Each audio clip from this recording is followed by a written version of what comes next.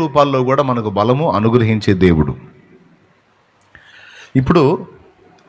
ఇప్పుడు మనకి బలం కావాలి అంటే, నీకు బలం కావాలి, మాకు అవసరం లేదు, మేము బాగానే ఉన్నామని అనుకోవాకండి.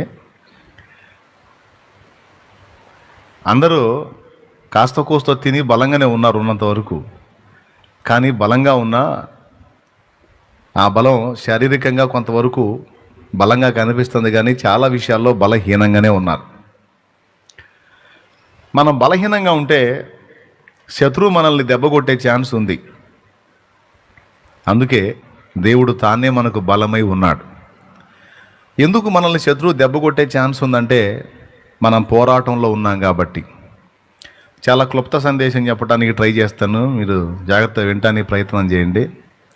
ఇప్పుడు అంశంలోకి వెళ్ళే ముందు ఒక చిన్న ప్రార్థన చేసుకొని దేవుని సహాయం అడుక్కొని ముందుకు వెళ్దాం.